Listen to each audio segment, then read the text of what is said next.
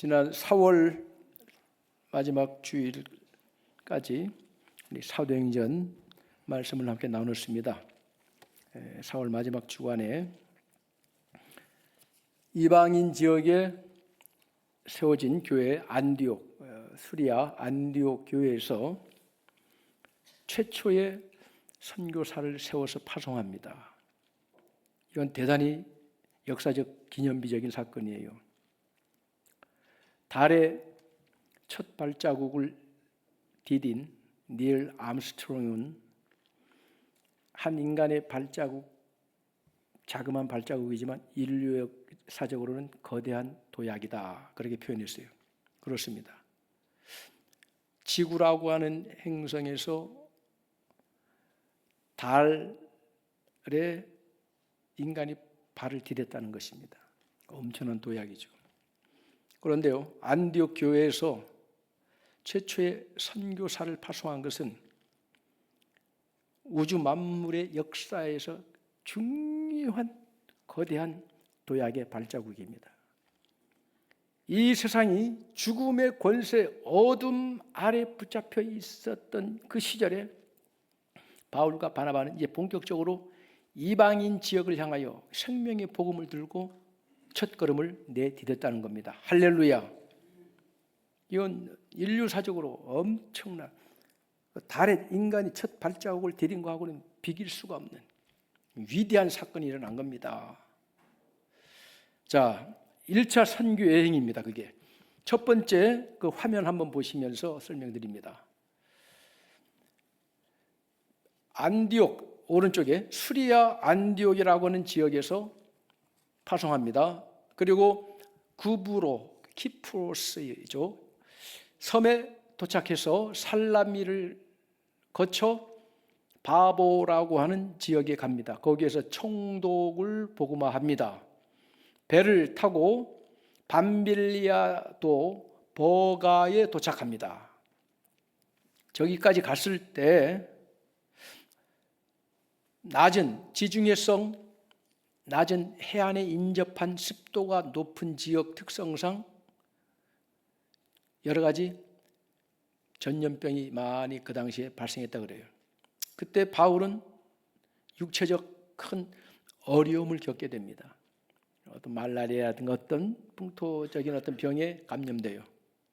그런데 그 바울의 그 육체적 약함이 오히려 복음의 역사를 새롭게 전하는 하나의 촉매제가 되는 겁니다. 우리의 가장 인생의 고난스럽고 어려운 일을 통하여 하나님은 우리가 예상치 못했던 크고 놀라운 일을 시작하는 계기가 되기도 하는 것입니다. 이제 해안가 저지대에서 낮은 그 습도가 높은 곳에서 몸이 약해지니까 고지도로 가기 위해서 방향을 잡았습니다. 갈라디아서 4장 13절에 보면 내가 처음에 육체의 약함으로 말미암아 너희에게 복음을 전한 것을 너희가 아는 바라. 저 안디옥, 이고니온, 더베 이 지역을 통칭해서 갈라디아 지역이라고 합니다. 그 지역에 가게 된 동기가 육체의 약함으로 일어난 거예요. 우리가 인생을 살다 보면 내 인생의 가장 절박하고 절망적인 그 상황 때문에 오히려 예수님을 만나는 계기가 된 경우도 많습니다. 버가에서 비시디아 안디옥으로 가는 여정은 험난했습니다. 직선거리로 200km. 그러니까 직선거리가 200km니까 이렇게 우회로 간다 해도 얼마나 오래 걸립니까? 지금도 차로 3시간입니다. 수많은 고산 줄령들을 넘어야 돼서 많은 산들이 있습니다. 최고 높은 산은 해발 3,300m의 산이 있고 그 타우루스 산맥이라고 그래요. 저기를 넘어가야 됩니다. 그런데 저 버가에서요, 예루살렘의 부잣집 아들 마가 요한이라고 하는 젊은 청년이 선교의 동력자로 동참했다가 버가에서 그만 집으로 예루살렘으로 돌아가 버려요. 왜? 아마 감당하기 힘든 선교 사역이 견디지 못해서 나는 집으로 가겠습니다 했을 가능성이 많다고 추정합니다. 이때 바나바와 바울은 한 사람이라도 더 동력하는 사람이 필요한 때 오히려 젊은 청년이 떠나가 버렸으니까 얼마나 난감한 상황입니까? 그러나 여러 가지 난관을 극복하고 바울과 바나바는 험산 줄령을 타고 넘어 해발 1200m에 위치한 비시디아에 있는 안디옥이라고 하는 도시에 도착을 하는 것입니다. 이 화면 내리세요. 바울 사도의 선교 전략 중에 가장 큰 특징은 도시와 도시를 잇는 선교입니다. 왜 도시냐? 생활이 편리하기 때문이 아닙니다. 한 도시, 큰 도시가 복음화되고 거기에 교회가 세워지면은 주변에 인접한 위성 소도시들은 자연히 그 복음화의 영향을 받기 때문인 것입니다. 성도님들이 살면서 시골에 내려갈 일이 좀처럼 없습니다. 특별한 경우가 아니면 시골에 안 내려갑니다. 뭐 시골에 계신 누가 갑자기 위독한다든가 뭐 이런 일 아니면 여러분들이 시골에 특별히 내려갈 일이 없습니다. 그런데 서울은 길을 쓰고 올라가 버려요. 그럽니다. 제가 고등학교 2학년 때 수학여행을 갔는데 수학여행의 최고 목적지는 어디냐면 서울이었어요. 서울 구경. 그때 서울 가가지고요, 강남 터미널에 가가지고 가만히 서 있으면 올라가는 계단이 있대. 에스컬레이터. 그걸 관광을 가라고 줄지어 섰던 기억이 납니다.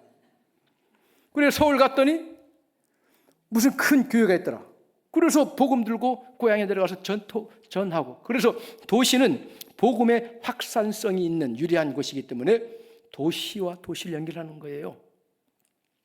그리고 바울 선교의 또 다른 특징은 그 도시에 가면 복음 전도의 거점을 어디에 삼냐면 아무 때나 막 무작위로 막 전한 것이 아니라 회당을 거점으로 복음을 전파합니다.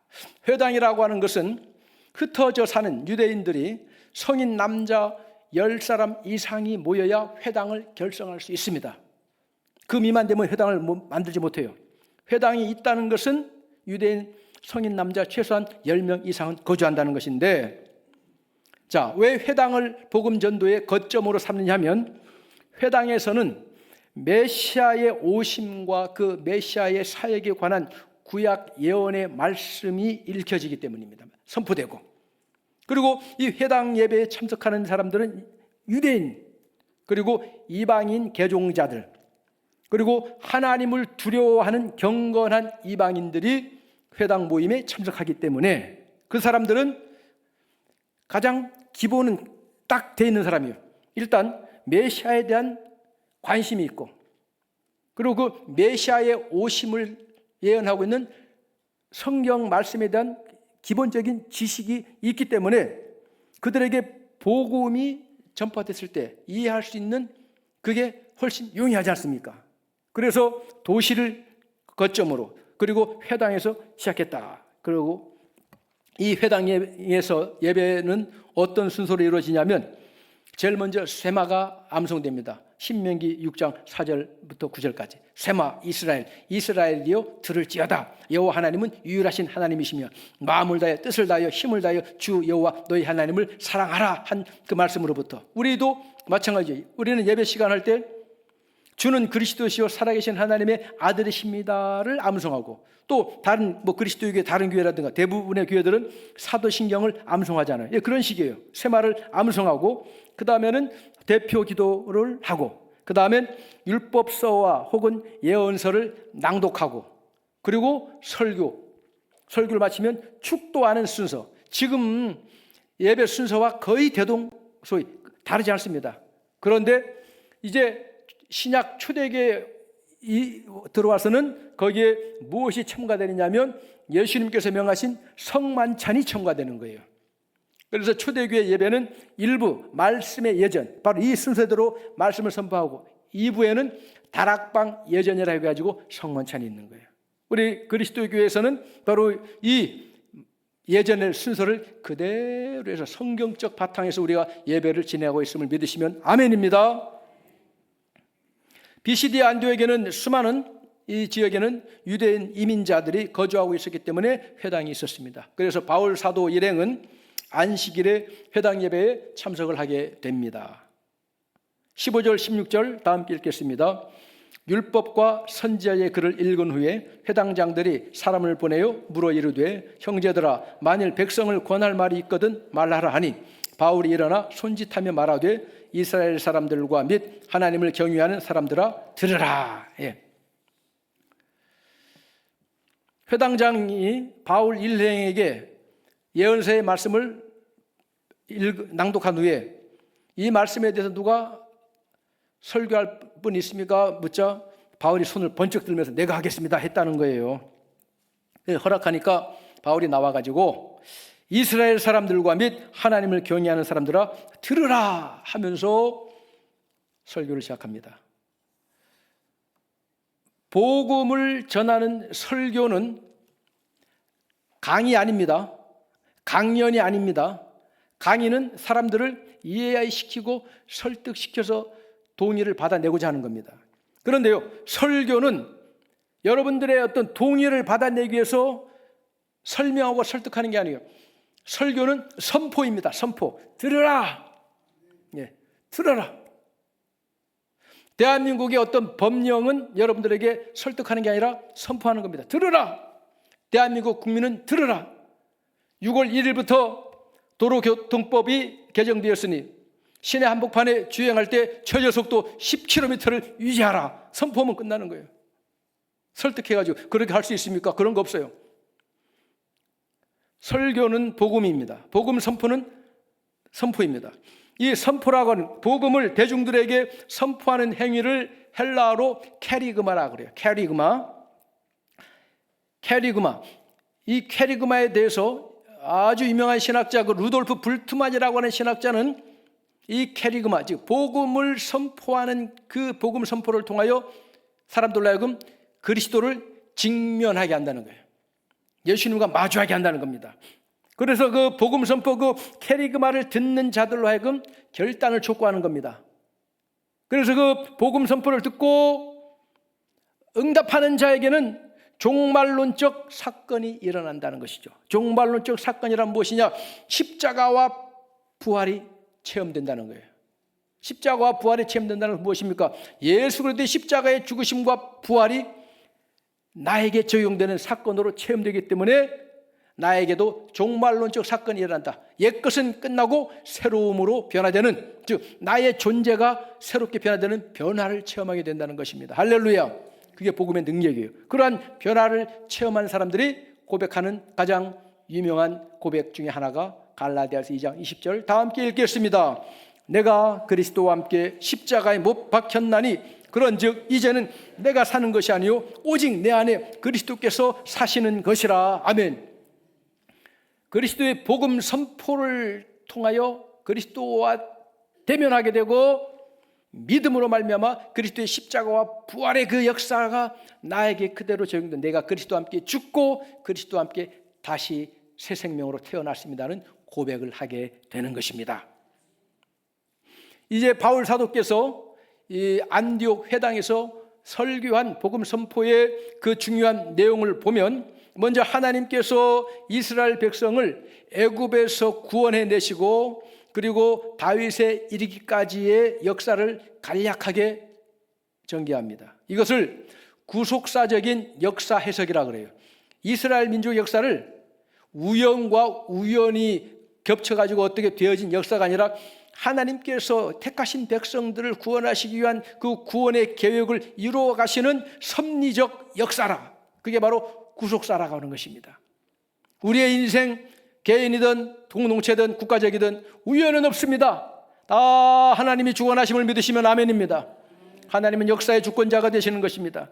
두 번째는 하나님께서 그 다윗을 하나님의 마음에 합한 사람이라 하시면서 왕으로 세워서 그를 통하여 큰 일을 하시겠다 하셨는데 다윗을 통하여 계획하신 큰 일이 무엇입니까? 바로 다윗의 왕권의 후손으로 오실 예수 그리스도, 이스라엘의 구원자 메시아의 오심을 예언하셨고, 그리고 그 약속하신 예수님께서 드디어 오셨다는 것을 선포하고 있는 것입니다. 그리고 마지막으로는 유대인들에 대한 초대, 이 예수를 믿으라. 그렇지 않으면 경고로 설교를 마치고 있습니다. 간단하게 요약했지만 중요한 구절을 함께 보시겠습니다. 자, 36절부터 40절까지 함께 읽겠습니다. 다윗은 당시에 하나님의 뜻을 따라 섬기다가 잠들어 그 조상들과 함께 묻혀 썩음을 당하였으되 하나님께서 살리신 이는 썩음을 당하지 아니하였나니 그러므로 형제들아 너희가 알 것은 이 사람을 힘입어 죄 사함을 너희에게 전하는 이것이며 또 모세의 율법으로 너희가 의롭다 하심을 얻지 못하던 모든 일에도 이 사람을 힘입어 믿는 자마다 의롭다 하심을 얻는 이것이라. 그런즉 너희는 선지자들을 통하여 말씀하신 것이 너희에게 미칠까 삼가라. 아멘. 바울 사도는요, 다윗의 죽음과 예수님의 부활을 완벽하게 대조시키고 있습니다. 이스라엘 민족이 가장 위대한 왕으로 인정하고 섬기고 있는 사람이 다윗입니다. 그래서 이스라엘은 다윗의 별입니다. 국기도 그래요. 다윗의 별. 그런데 다윗은 죽어 그의 몸은 썩어 흙으로 돌아갔습니다. 그러나 예수님은 십자가에 못 박혀 피 흘려 죽으시고 장사 지냈지만 예수님은 부패하여 썩음으로 돌아가지 아니하시고 하나님께서 3일 만에 가장 영화로운 몸으로 다시 살려내셨다는 것입니다. 할렐루야.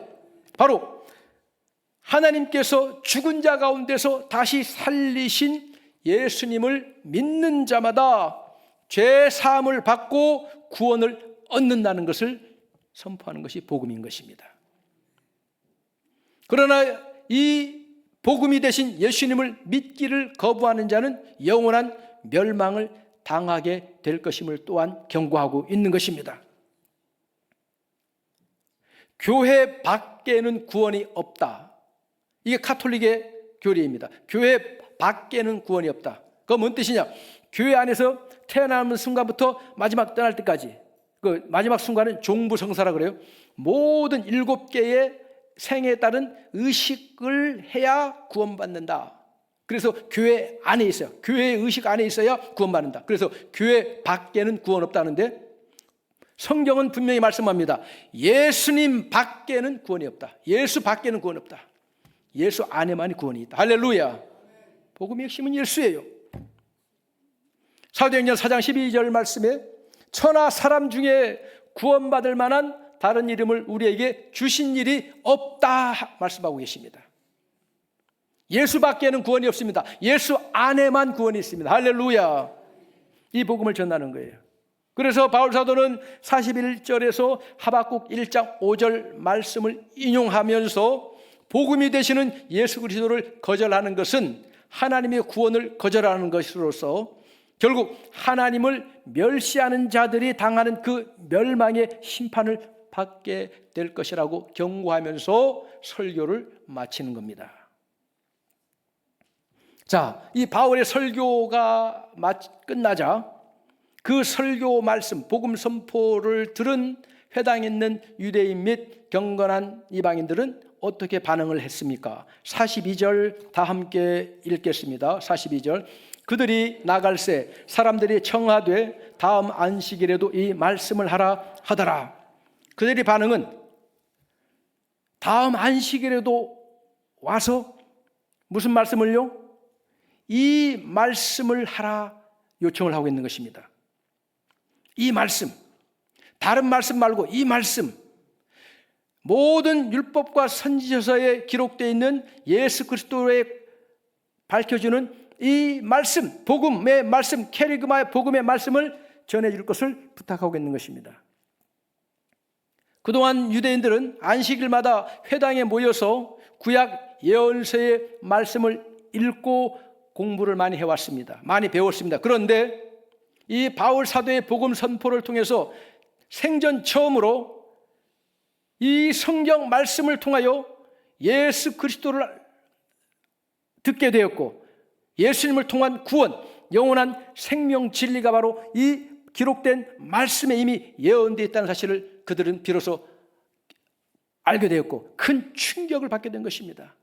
그리고 더 듣고 싶은 마음이 생겨난 것입니다. 성령으로 거듭난 성도의 가장 분명한 특징 중에 하나는 무엇이냐면 말씀에 대한 목마름이 생기는 거예요. 말씀에 대한 목마름이. 이제부터는 영적인 진리의 양식을 사모하게 되는 것이 거듭난 사람들의 목마름이에요. 그 바람이에요. 밥은 굶어도 살아도 하나님 말씀을 듣지 못하는 것은 참을 수가 없어요. 제가 만약에 우리 성도님들을 아주 심각하게 힘들게 할 수 있는 방법 간단합니다. 한 달 동안만 설교 시간마다 6월 3일 대선입니다. 아무 당에서 나온 후보는 이렇고 이 당에서 나온 후보는 이런데 이 사람 선택해야 됩니다 하면서 여러 가지 이유를 막 대면서 하죠. 처음에는 아이고 목사님 내 편이구나 하면서 막 기쁠 거예요. 그런데 그것도 한 번, 두 번 들을 때지. 두 번, 세 번 듣고 설교 때마다 정치 연설하고 설교 때마다 세상 돌아가는 이야기하고 시사 상식을 얘기하고 계속 듣다 보면 정말로 예수 믿고 거듭난 성도들은 못 살아요. 견딜 수가 없어요. 하나님의 말씀을 듣지 않고는 나의 속사람의 영이 갈급하여 살 수가 없어요. 그래서 못 살겠다 갈아보자 담임 목사 그 소리가 나오게 되어 있습니다.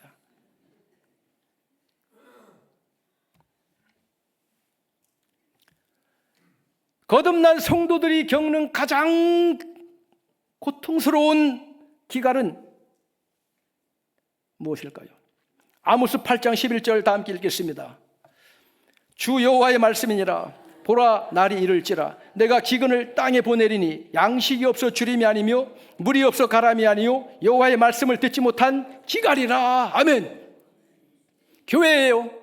여호와의 말씀, 어떤 말씀? 예수 그리스도를 밝히 드러내는 복음의 말씀이 없으면 교회가 아무리 화려하고 수억 원을 호가하는 파이프 오르간 같은 거 설치해놓고 우리 찬양대 그 의복이 한 벌당 300만 원짜리 금줄 달린 거 입고 찬양해도 그거 다 소용없어요. 복음에 빠지면 못 살아요.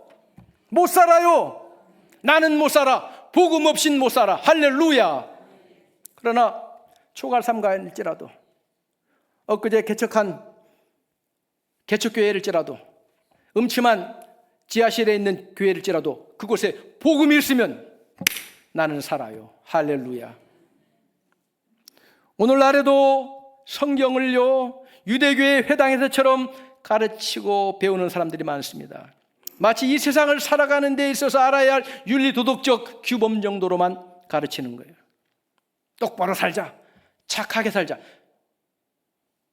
그런다잖아요. 목욕탕에 갔는데 어떤 사람이 딱 여기 착하게 살자. 그런데 목욕하다가 내가 물 좀 튀기니까 착하게 살자 한 사람이 나보고 당신 뭐요? 그렇게 한다잖아요. 착하게 살자 쓰고 댕기질 말든지. 안 돼요. 안 돼. 우리는 착하게 못 살아요. 주님만이 답입니다. 근데 성경을 윤리적 교과서로만 가르치는 거예요. 듣기는 좋죠. 또 단지 이 세상에서 복받고 잘 살아가는 지침서로만 아는 거예요. 그것도 잘못된 거죠. 예수님은 성경이 무엇인가를 말씀합니다. 요한복음 5장 39절 다 함께 읽습니다. 너희가 성경에서 영생을 얻는 줄 생각하고 성경을 연구하거니와 이 성경이 곧 내게 대하여 증언하는 것이니라. 할렐루야. 성경을 읽고 예수님을 만나면 복받은 사람인 줄로 믿습니다. 성경을 연구하면서 예수님을 더욱 알게 되면 복받은 사람인 줄로 믿습니다. 성경은 영원한 생명에 관한 말씀이고요, 이 복음을 듣고 믿는 사람은 사망에서 생명으로 옮겨진 내 삶의 종말론 쪽 변화가 일어나는 것입니다.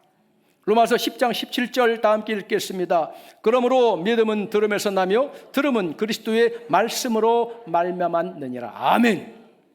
복음을 들어야 돼요. 자, 말씀을 받은 사람들은 바울과 바나바를 따랐어요. 그들을 통하여 복음을 듣기를 원하기 때문에 따랐다는 겁니다. 사람을 따르는 게 아니에요. 그리고 바울과 바나바가 그들에게 권면합니다. 43절 다 함께 읽겠습니다. 회당의 모임이 끝난 후에 유대인과 유대교에 입교한 경건한 사람들이 많이 바울과 바나바를 따르니 두 사도가 더불어 말하고 항상 하나님의 은혜 가운데 있으라 권하니라. 자, 회당 모임이 끝난 후에 사도 바울과 바나바는 그들을 따르는 사람들에게 항상 하나님의 은혜 가운데 있으라고 권합니다. 어디에 있으라고요? 하나님의 은혜 가운데 있으라. 그런데 우리 사람들은요, 눈에 보이지 않는 하나님보다 눈에 보이는 사람을 따르는 것을 좋아합니다. 그래서 많은 이단들이 생겨나는 것입니다. 거짓 선생들이 교회에 침투해서 사람들을 주님께로 이끌기보다는 자기에게로 이끌어갑니다. 그래서 이단의 교주가 되는 거예요. 자기의 이익을 위해서 사람들을 진리로 가르치고 이끌지 아니하고 잘못된 교리와 잘못된 신앙으로 가르치고 있는 것입니다. 얼마나 위험합니까? 만약 구원이 우리가 무엇을 행함으로 말미암아 그에 따른 보상으로 이루어지는 것이라면 속은 것입니다. 속아도 아주 속아버린 겁니다. 폭삭 속았수다는 속았다는 말이 아니에요. 수고했습니다 하는데 진짜 속아버리는 거예요. 내가 어떤 행위를 통해서 그에 대한 보상으로 구원받는다는 것은 인간적으로는 가장 그럴듯하게 보이지만 마귀의 거짓에 지나지 않습니다.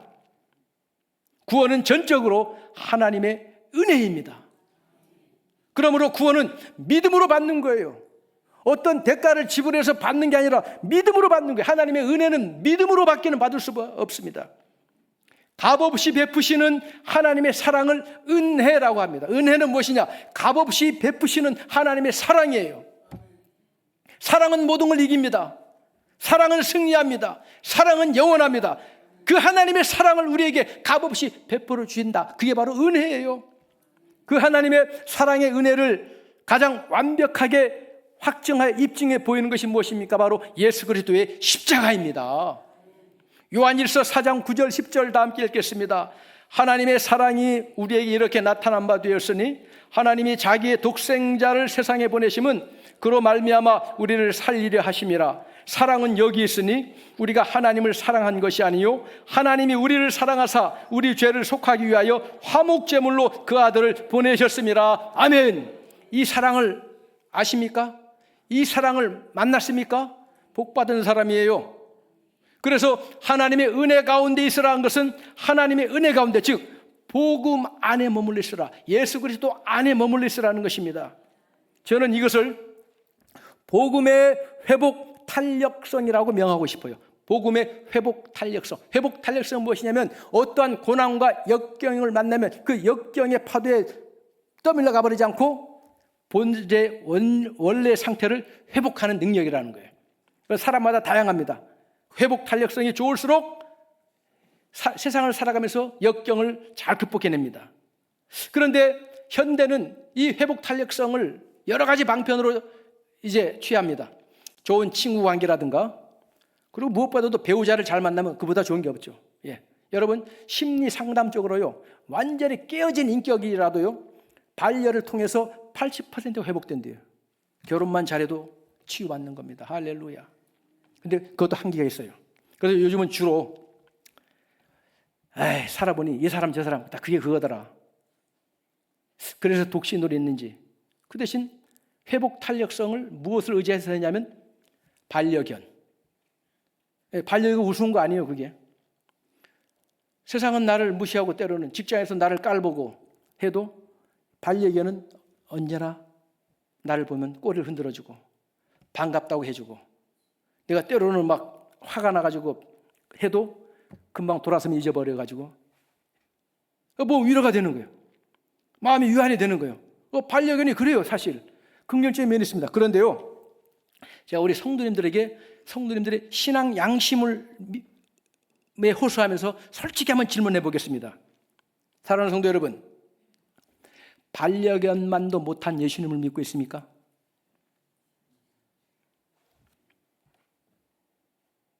반려견만도 못한 예수를 믿고 있어요? 그 반려견이 영생하지 않습니다. 다 나보다 먼저 죽어요. 개는 죽어서 영혼도 없어요. 그냥 끝나는 거예요. 다 한계가 있습니다. 술에 나만 병들어요. 그 술독으로 벗어나려면 고생, 나만 고생하는 온 가족이 다 고생해요. 다른 어떤 취미생활, 그것도 어느 정도예요? 답이 없어요.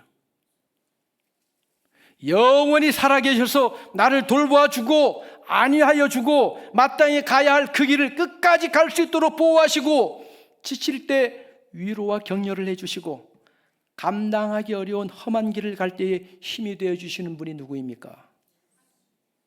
누구예요? 예수 그리스도예요. 복음 대신 예수 그리스도예요. 은혜 안에 머물러 있으라. 복음 예수 안에 머물러 있으라예요. 회복 탄력성. 아무리 힘든 일 만나도 이 또한 지나가리라. 주님이 안위해 주시. 이 또한 지나가리라. 예수 그리스도 안에서 이것이 끝이 아니다. 내 인생이 이렇게 끝나는구나. 끝이 아니다. 위대한 새로운 모험이 시작되는 첫 여정이다. 내가 너와 함께한다. 할렐루야. 은혜 안에 머물러 있으라. 복음이신 예수 그리스도, 살아계신 예수 그리스도 안에 머물러 있으라는 거예요. 할렐루야. 아무리 힘들고 고난하고 어려운 일을 만나도 친구, 영혼의 반려, 영혼의 단짝 친구도 한계가 있습니다. 반려견도 한계가 있어요. 그러나 주님은 한계가 없습니다. 가장 공부할 때, 가장 낮이건 밤이건 먹장구름이 내 인생을 뒤덮어 버렸을 때, 어디가 앞이고 어디가 뒤인지도 모르는 그 기막힌 현실 속에서 그래도 한 자락 성령께서 외마디 간절한 외침처럼 한마디는 할 수 있는 힘을 주십니다. 예수님, 그 한마디. 그 예수님, 이 외마디 비명 같은 그 예수님 한마디 내 입에서 나오는 순간, 하나님 한 번도 나를 실망시킨 적 없으시고 언제나 공평과 은혜로 나를 지키셨네. 지나온 모든 세월들 돌아보아도 그 어느 것 하나 주의 손길 안 미친 것 전혀 없네. 다 함께 부릅니다. 오 신실하신 주, 오 신실하신 주, 내 너를 떠나지도 않으리라.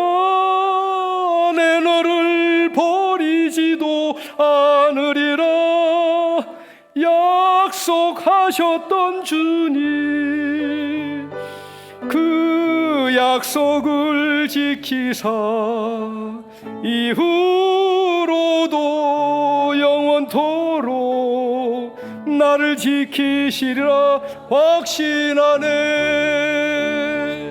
아멘. 은혜 안에 거하라. 이게 복음의 회복 탄력성이에요. 안 죽어요. 살아요. 안 끝났어요. 다시 일어납니다. 보란듯이 일어납니다. 할렐루야. 인생길 나 혼자 걷는 것 같습니까? 내가 잘 나갈 땐 주변에 바글바글 사람들이 들끓었는데 내가 정작 필요할 땐 아무도 없습니까? 걱정 마세요. 내가 폭풍 속을 걷고 있을 때,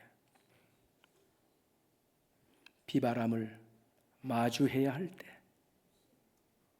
불빛조차 보이지 않아도 그대 혼자 걷지 않을 거예요. 두려움 앞에서 하늘을 보아요. 외로운 그대여 걱정 마요.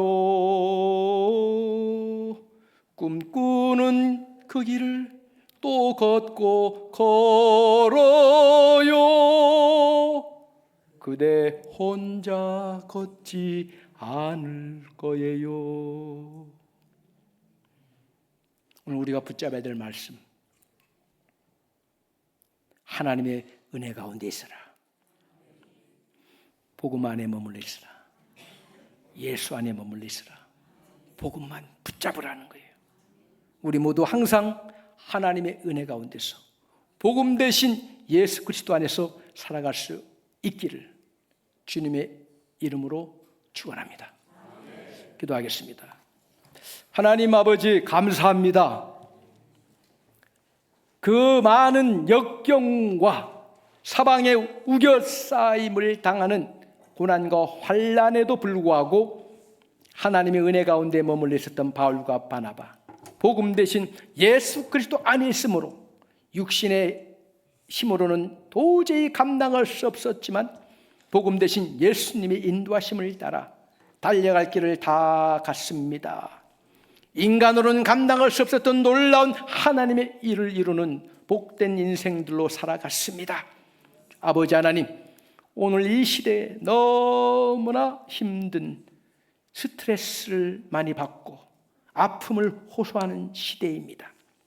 사람의 의술로도 주변의 친구의 도움으로도 때로는 가장 가까운 반려를 통해서도 회복될 수 없는 우리를 회복시키시는 분은 내 안에 계신 예수 그리스도밖에 없음을 고백합니다. 주님, 우리를 붙잡아 주시옵소서. 우리를 인도하여 주시옵소서.